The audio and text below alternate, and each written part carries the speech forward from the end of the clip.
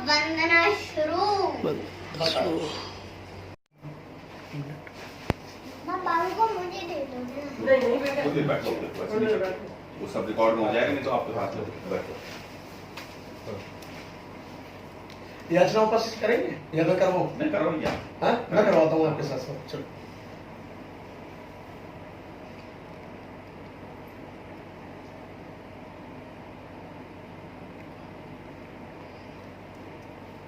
आज सबसे बड़ी खुशी का विषय है और आज हमारे लिए बड़े गौरव की बात है कि आज देशराज प्रेमी जी के परिवार में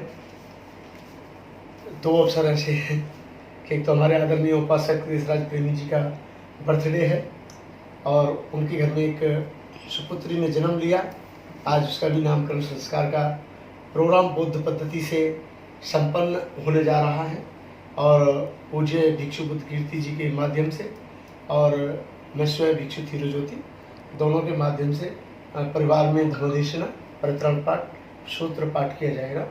और सबसे पहले जैसे कि समस्त देश के लोग जानते हैं कि बौद्ध पद्धति के अनुसार जब भी हमारे कोई भी कार्यक्रम बौद्ध परिवारों में किए जाते हैं तो सबसे पहले हम प्राथमिकता देते हैं पंचशील को, क्योंकि पंचशील के बिना हमारा जीवन सबका अधूरा है और पंचशील का पालन करने से हमारा जीवन सार्थक बनता है, सुशोभित बनता है और कुशल पूर्वक जीवन जीने की हमें हमारे अंदर कला आती है।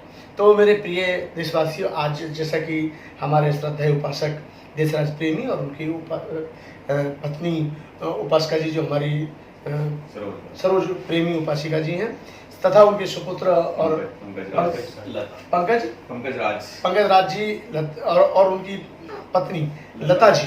तो आज इतना अच्छा अवसर है कि आज देशराज प्रेमी जी के परिवार में बौद्ध पद्धति के अनुसार एक कार्यक्रम संपन्न होने जा रहा है। तो मुझे पूर्ण विश्वास है कि आप ध्यानपूर्वक सुनेंगे। तो सबसे पहले मैं उपासकों को याचना के लिए कहूँगा और आप उपासक जी जैसे जैसे मैं हाथ जोड़ करके बैठा हूँ आप सभी लोग साथ साथ उच्चारण करेंगे, सब लोग याचना करेंगे पंचशील के लिए। ओकाश बंदामी भांते द्वारतेन कातं शाबं अपराधं क्षमतु मैं भन्ते द्वितीयंपि ओकाश बंदामी भांते द्वारतेन कातं मायं शाबं अपराधं क्षमतु मैं भन्ते तृतीयंपि ओकाश बंदामी भांते द्वारतेन तृतीयंपि ओकाश अहं भन्ते तिसरेण शाह पंचशीलं धम्मं याचामि अनुग्रहण कृत्वा शीलं देथ मैं भन्ते तृतीयंपि ओकाश अहं भन्ते तिसरेण शाह पंचशीलं धम्मं याचामि अनुग्रहं कृत्वा संबुद्धस्य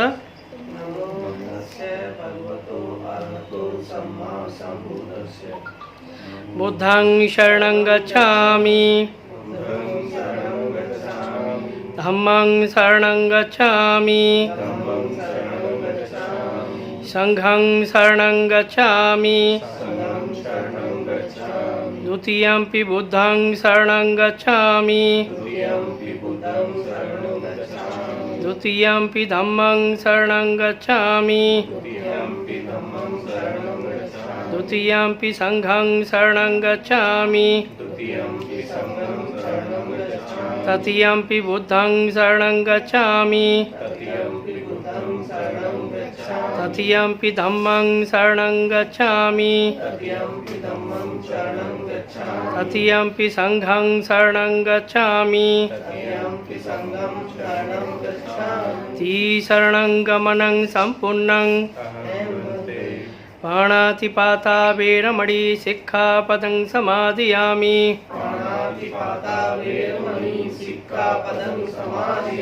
अदिन्नादाना वेरमणि सिक्खापदं समादयामि कामेषु मिच्छाचारा वेरमणि सिक्खापदं समादयामि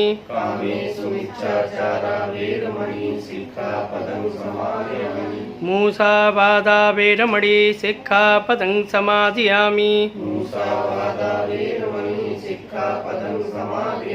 सुरामेरे मज्जपमादट्ठाना वेरमणि सिक्खापदं समादयामि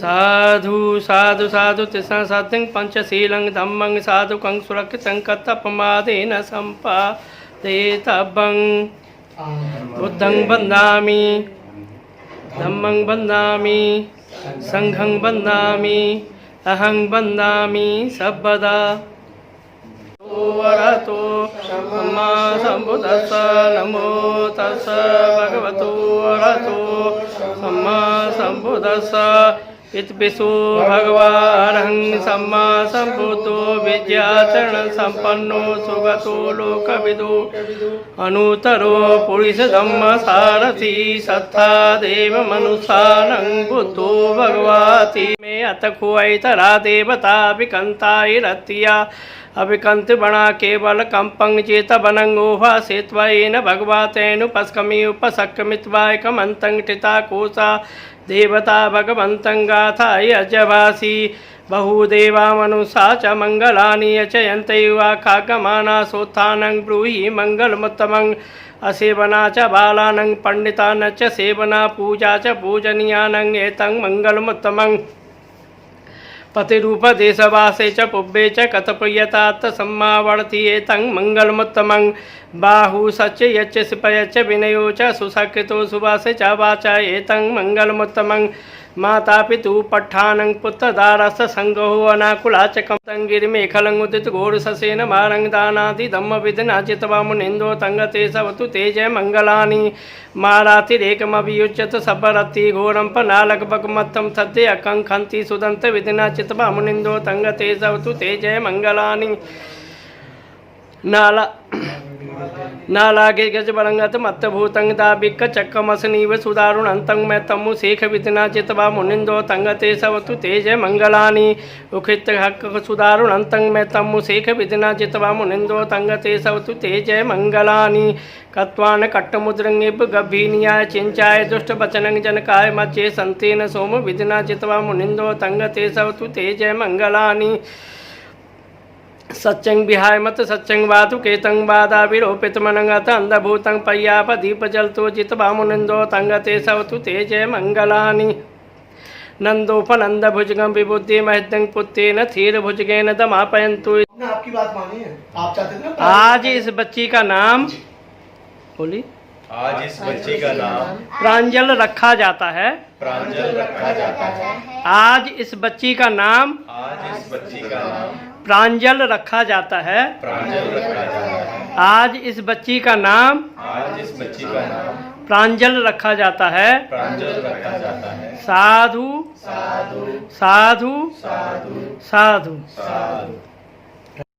नामकरण संस्कार किया गया और जिस पुत्री का प्यारा नाम सभी के द्वारा सुजाकर प्रांजल रखा गया, प्रांजल राज रखा गया।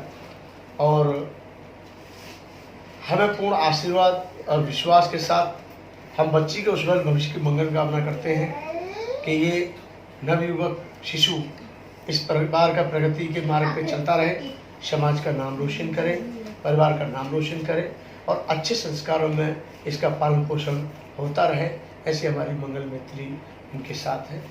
मेरे प्रिय उपासकों, आज मैं आपको एक धम्मदेशिका के माध्यम से संक्षिप्त में ये बताने का प्रयास करूंगा कि व्यक्ति के नाम के साथ साथ स्वयं के गुणों से और परिवार के द्वारा दिए गए संस्कारों से होती है। नाम हम कोई भी रखते हैं, नाम हम कोई भी रखते हैं, लेकिन नाम के अनुकूल यदि हमारे कर्म या हमारे संस्कार सही प्रकार से समीप नहीं बैठते हैं तो फिर वो नाम कहीं ना कहीं नाम ही रह जाता है, कर्म में बदलाव नहीं होता है।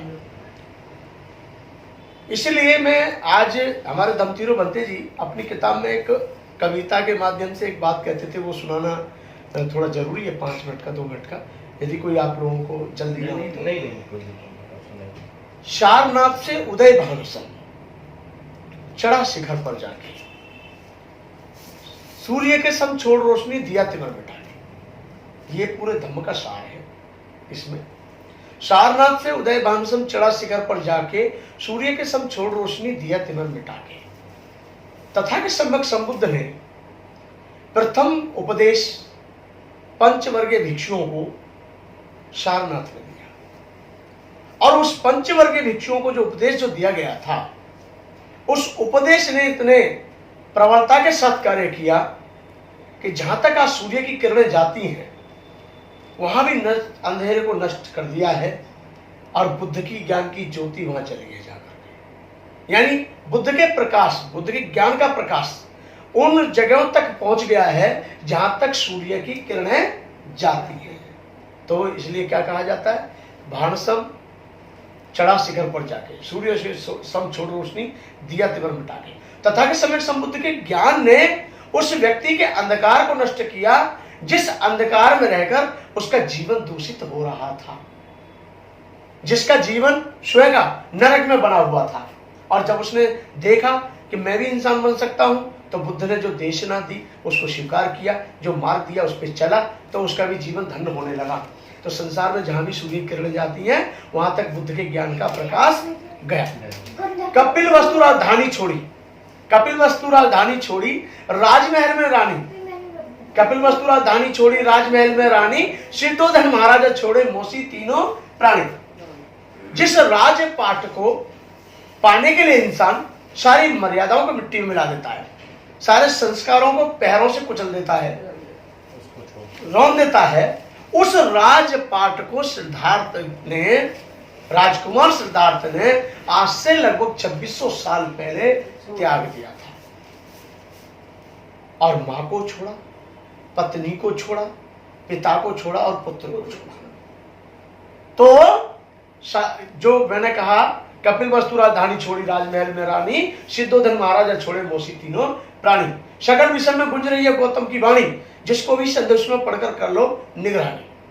बुद्ध के धम्म में ही एक ऐसा शाश्वत सत्य कहा गया है कि जो मैं कहता हूं उसे मत मानो, कहीं किताब में लिखा है उसे मत मानो, सदियों से कोई बात चली आ रही है उसे भी मत मानो। जैसे सुनार सोने को तपाकर कसौटी पे कस के देखता है, और जब वो पवित्र पाया जाता है, शुद्ध पाया जाता है, तो उसके बाद विश्वास करता है। ऐसे ही हमें किसी बात को अच्छी जगह को भी देखना चाहिए, बुरे हिसाब से भी देखना चाहिए, और जब वो बात मेरे हित की, आपके हित की, जनहित की, समाज हित की हो, तो उस बात को हमें मानना चाहिए और अच्छी बात को स्वीकार करना चाहिए। गलत चर्चाओं को, दूषित वातावरण को हमको छोड़ देना चाहिए। तो बुद्ध कहते हैं इतिहास को जो मतलब जानो पहचानो, उसके बाद मानो। जिसे कहते हैं ना, आहू नहीं हो, पाहू नहीं हो, दख नहीं हो, अंजलि करनी हो। आओ, परखो, जानो और फिर पहचानो, समझो और फिर अपना उद्धार करो, मानो।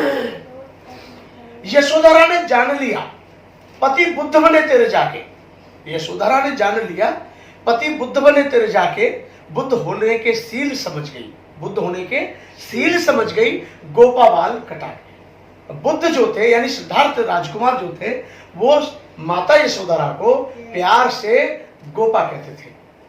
और जिस दिन उन्हें यह पता चला कि मेरे सिद्धार्थ को बुद्धत्व प्राप्त हो चुका है, तो उस दिन से उन्होंने अपना जीवन सादगी भरा जीना शुरू कर दिया। पूरे शीलों का पालन करना शुरू कर दिया, सफेद वस्त्रों में रहना शुरू कर दिया, और यहाँ तक कि जो शील हमारे आते हैं जो है उनका पूरी तरह से पालन करने लगी और अपने आप को बिल्कुल शांत स्वभाव से रखने लगी। सिद्धार्थ ने सिद्धार्थ कर मानव को यूं समझाया, सिद्धार्थ ने सिद्धार्थ कर मानव को यूं समझाया, सिद्धोधन के राजकुमार ने पितृधन शुद्ध बनाया। अगर आज सिद्धार्थ का त्याग ना होता तो बुद्ध नहीं बनते, और बुद्ध नहीं बनते तो क्या हम अंगुलीमाल को जान पाते, हम माता यशोधरा को जान पाते, हम अनाथ पिंडक को जान पाते क्या, जेतवन राजकुमार को जान पाते क्या, माता विशाखा को जान पाते क्या, यहां तक कि चुंचा को भी हम जान पाते क्या, नहीं जान पाते। एक बुद्ध के, एक सिद्धार्थ ने जब अपने नाम का सिद्धार्थ करके दिखा दिया और वो बुद्धत्व को प्राप्त उन्होंने कर लिया, तो आज संसार में उनके कर कमलों द्वारा उनके पिता का और सबका नाम अमर हो गया। और जब तक ये पृथ्वी रहेगी, जब तक ये आकाश रहेगा, जब तक ये सूर्य रहेगा, जब तक ये चंद्रमा रहेगा, बुद्ध का नाम और बुद्ध के कुलों का नाम कभी मिट नहीं सकता है। और जो व्यक्ति बुद्ध के मार्ग का अनुसरण करेगा उसका कल्याण होता चला ही जाएगा। लास्ट की कड़ी आती है उसमें, सिद्धार्थ ने सिद्धार्थ कर मानव को भी समझाया, सिद्धोधन के राजकुमार ने पितृ शुद्ध बनाया, मानवता का बना पुजारी पात्र हाथ में उठा गया और दानवता पर हमला कर दिया, भिक्षा पात्र चला गया। एक व्यक्ति रागी है, द्वेषी है, चोर है, छली है, कपटी है, झूठ बोलता है, क्रूरता वाला जीवन जी रहा है, लेकिन जब एक भिक्षु भोजन के लिए उसके दर पे जाता है भिक्षा पात्र लेकर के, तो वो भी उसमें जब कुछ डालता है तो उसको भी पुण्यानुमोदन प्राप्त होता है। आज सब लोग को चुप क्यों है? पुण्यानुमोदन उसको मिलता है क्योंकि 5 घरों से भिक्षु जब भोजन लेके जाते हैं, और जब वो संसार के जीव जंतुओं के साथ साथ जिन्होंने भोजन दान दिया है उनके लिए भी मंगल वेत्री करते हैं भिक्षुगण, तो उनका भी कल्याण उसमें बराबर हो जाता है और उसका भी कहीं ना कहीं अपना अहंकार नष्ट हो जाता है, जो व्यक्ति अहंकार में जीता है। तो सिद्धार्थ ने जब, यानी वो कहते हैं वो भिक्षा पात्र क्यों बुद्ध ने चलाए कि 5 घरों से मांगेंगे, नीचे देखेंगे ना, शोर मचाएंगे, और जो देंगे उनको भी आशीर्वाद देंगे, जो नहीं देंगे उनको भी आशीर्वाद देंगे। लास्ट की एक कड़ी आती है, शिरावस्ती का देख जेतवन धनके वश पड़ा है और चारों तरफ घूमकर देखो बुद्ध ही बुद्ध खड़ा है। आज बेशक वो खंडर है, आज बेशक श्रावस्ती खंडर है, आज बेशक नालंदा खंडर है, आज बेशक वो कपिलवस्तु खंडर है, लेकिन उसकी मिट्टी आज भी हम सबके लिए पूजनीय है, क्योंकि वो कभी कपिलवस्तु होती थी और वहां एक राजा ने जन्म लिया था राजकुमार ने, और राजकुमार से सिद्धार्थ से बुद्ध हो गए, और बुद्ध ने श्रावस्ती में जाकर इतना भव्य बुद्ध विहार का उस समय अनाथ पिंडक ने उनको दे दिया। तो मेरा कहने का अभिप्राय है कि इंसान चला जाता है, इंसान आता है, लेकिन उसका सही कर्म, सही दिशा वाला कर्म हमेशा के लिए अमर हो जाता है।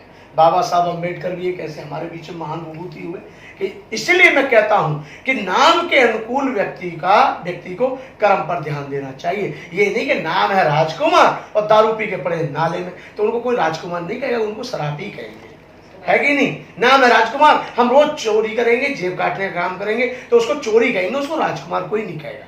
राजकुमार के नाम के साथ साथ उसकी ऊंची सोच होनी चाहिए, उसके विचार ऊंचे होने चाहिए, उसका कर्तव्य अच्छा होना चाहिए, और माँ बाप के प्रति सम्मान होना चाहिए। ये तो बच्चा है, बच्चे को सही दिशा में पालना पोषण करना ये माँ बाप का कर्तव्य है। तो आपके आज दो एक अच्छे अवसर प्राप्त हुए, और मैं अपने आदरणीय उपासक देशराज जी को भी बहुत बहुत सारी बधाई देता हूँ अखिल भारतीय भिक्षु महासंघ की तरफ से, कि उनके ऊपर आशीर्वाद बुद्ध का बना रहे और स्वस्थ रहें, पूरा परिवार में खुशहालियों की बरसात होती रहे, और प्रांजल जी के उज्जवल भविष्य के लिए भी मेरी बहुत बहुत मंगल कामना। आप सभी को बहुत बहुत साधु। आप 3 बार बोलेंगे सभी लोग, साधु साधु साधु। आप 3 बार और एक चीज बोलनी है, हाथ जोड़िए। समस्त जीव जंतु, पशु पक्षी, प्राणियों के सुखी जीवन की मंगल कामना यहाँ से बैठ के आप सब लोग करेंगे। बोलो, सबे सता सुखी होन्तु, सबे होन्तु चकेमिनो, सबे भद्राणि पश्यन्तु मा कञ्चित् दुःखमागमत्। सबे सता सुखी होन्तु, सबे होन्तु चकेमिनो, सभ्ये भद्राणि पश्यन्तु मा कञ्चित् दुःखमागमः सभ्ये सत्ता सुखी हन्तु सभ्ये हन्तु चकेमिनो सभ्ये भद्राणि पश्यन्तु मा कञ्चित् दुःखमागमः साधु